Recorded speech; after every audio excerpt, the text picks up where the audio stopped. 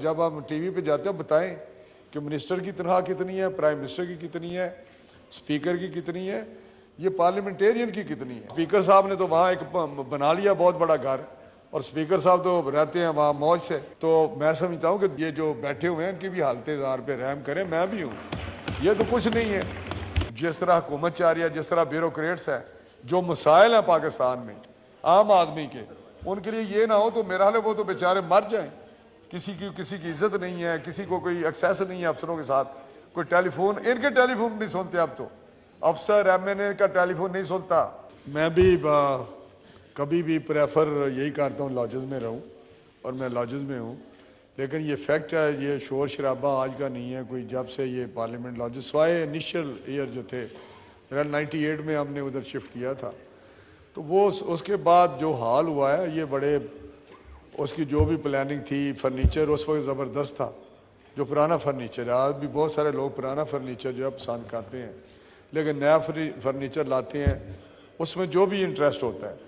تو میں سمجھتا ہوں کہ اگر پارلیمنٹیرین کے رہنے کے لیے وہ جگہ اس قابل ہی نہیں جہاں عام آدمی رہ سکے، لیکن ہر دفعہ جو تیر چلتے ہیں یا ساری تنقید ہوتی ہے ان بیچاروں کے پھنسے ہوتے ہیں، پارلیمنٹیرین تنخواہ ان کی کچھ نہیں ہے۔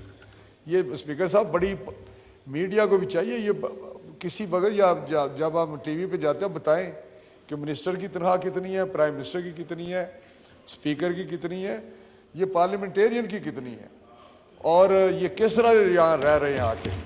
یہ تصور کرنا کہ یہ گھر سے کھائیں گے اور اپنے حلقے کی خدمت بھی کریں گے، اور یہ یہاں بھی ڈیوٹی دیں گے سارا دن بیٹھ کے، آخر کسی کا پیچھے جو ایگریکلچر ہے وہ دیکھ نہیں سکتے، کسی کا بزنس ہے وہ بھی نقصان ہو رہا ہوتا ہے۔ یہ سارے کچھ بزنس مین ہیں، کچھ ایگریکلچرسٹ ہے، کچھ جو بھی کسی کا پروفیشن ہے۔ وکیل اپنی وکالت نہیں کر سکتا اگر وہ ایم این اے بن جائے یا سینیٹر بن جائے۔ تو میں سمجھتا ہوں کہ یہ ایک جو سلسلہ چل رہا ہے، آپ اسپیکر صاحب نے تو وہاں ایک بنا لیا بہت بڑا گھر، اور اسپیکر صاحب تو رہتے ہیں وہاں موج سے۔ تو میں سمجھتا ہوں کہ ان کی بھی یہ جو بیٹھے ہوئے ہیں ان کی بھی حالت زار پہ رحم کریں، میں بھی ہوں، یہ تو کچھ نہیں ہے۔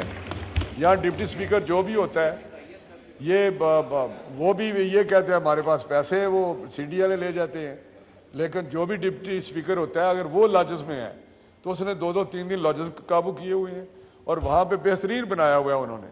یہ ڈپٹی اسپیکر کے حال ہے۔ تو میں سمجھتا ہوں یہ ساری چیزیں آپ کو دیکھنی چاہیے۔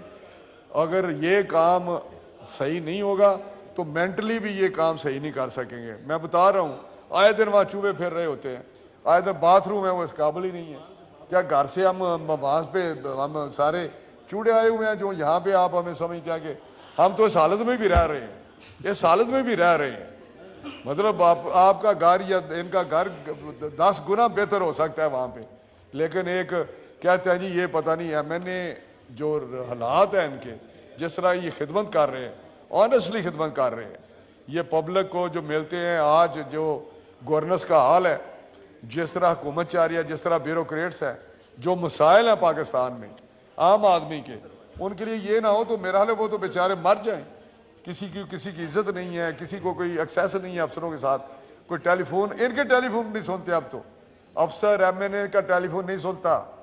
میں آپ کو بتا رہا ہوں یہ حالت ہے، اور عام آدمی کو کیا کرنا ہے؟ 8 گھنٹے افسروں کے دروازے کے باہر بیٹھے ہوتے ہیں، ان بیچارے نہ ہو تو ان کے کہنے پہ ملتے ہیں، ورنہ وہ تو عام آدمی کو ملتے بھی نہیں ہیں۔ ان کی اتنی سروس ہے اس سوسائٹی میں، اور ان کا حال یہ ہے آئے دن یہ کھڑے ہو کے رو رہے ہوتے ہیں لاجز۔ تو میں سمجھتا ہوں کہ کم از کم وہاں پہ آپ کا فوکس ہونا چاہیے۔ آپ نے دے دیا ڈپٹی اسپیکر کو، ڈپٹی اسپیکر جو ہے وہ بس اس طرح ہی ہے، باسی صاحب بھی تھے، ان کی لاج ہو سکتا صحیح ہو۔ تو میں تو آئی مین کہ ڈپٹی اسپیکر صاحب ضرورت موجود ہے ہیں یہاں پہ، کوئی نہ کوئی اس کا حل نکالیں۔ زاہد درانی صاحب، زاہد درانی صاحب ہو یا کوئی صاحب بھی ہو، عباسی صاحب آپ بھی ڈپٹی اسپیکر رہے ہیں، آپ کے پاس کتنی لاجز؟ اگر ڈپٹی اسپیکر بلوچستان سے ہوتا ہے تو وہاں پہ ٹھیکیدار آ جاتے ہیں، اگر کے پی کے کو ہوتا ہے تو وہاں کے آ جاتے ہیں، اگر کوئی اور ہوتا ہے تو وہاں کے آ جاتے ہیں۔ لیکن خدا کا خوف ہونا چاہیے، آنیسٹلی جہاں کوئی بیٹھا ہے وہاں پہ خدا کا خوف کریں، کمٹمنٹ ہو، تھوڑی سی سوچ رکھیں۔ یہ نہیں ہے کہ اب گجر خاں بڑا ہو جائے گا پریویلیج علاقہ، शेखुपुरा भी बड़ा पसमानदा इलाका है। Thank you very much. Thank you Rana साहब। एक जनरल कॉन्सेप्ट है डिप्टी स्पीकर के ऑफिस के हवाले से, उसको क्लियर करना बड़ा ज़रूरी है जनाब स्पीकर। यहाँ फर्नीचर की बात हुई, मैंने अपने दौर में 7 इंक्वायरीज इनिशिएट करवाई थी और 7 इंक्वायरीज में सीडीए के अफसरान को सस्पेंड करवाया। पहली दफ़ा हुआ है कि जी 5 दफ़ा जो डायरेक्टर है वो लाजिज का तब्दील किया गया। फर्नीचर सप्लायर के ख़िलाफ़ हमने FIR करवाई, उसमें जो डायरेक्टर और डिप्टी डायरेक्टर इन्वॉल्व थे, अब पूरी प्रॉपर इन्वेस्टिगेशन के बावजूद उनको ज़िम्मेदार ठहराया गया और 2 साल ये माफिया है जिसके ख़िलाफ़ हम कार्रवाई नहीं कर सके और फिर उसको सज़ा नहीं हुई। जो नया ब्लॉक बन रहा है जी, उस फर्म को इस फोरम ने, मेरी चेयर की जो कमेटी थी जी इंक्वायरी, उसने ब्लैक लिस्ट किया। ये जो हमारा इदारा है जो इनलिस्ट करता है कॉन्ट्रैक्टर्स को, उसने इनलिस्ट किया। उसके बाद कोर्ट ने उसको बहाल कर दिया, जिसने 4 साल डिले किया उस प्रोजेक्ट की कंप्लीशन। हम कुछ भी नहीं कर सके, फिर अदालतों ने वो किया। 7 इंक्वायरीज ऐसी थी जनाब स्पीकर, ये सवालिया निशान। 7 अगर कोई काम यहाँ करना भी चाहे तो उसको नहीं करने दिया जाता।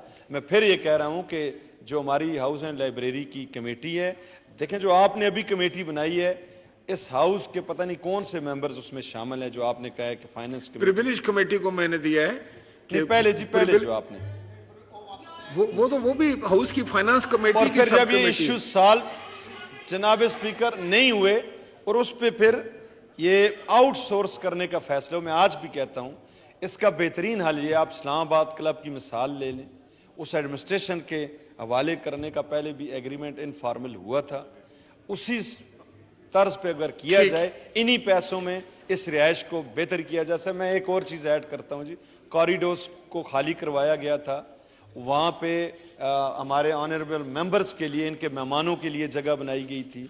जो 10 साल से डंप था, हमारा जो बैंक्वेट हॉल है उसको खाली करवाया गया था, उसके लिए 28 लाख रुपए हमने दिए थे सीडीए को, वहाँ फर्नीचर और एक बेहतरीन कैफेटेरिया या कुछ इस तरह की चीज़ बनाई जाए।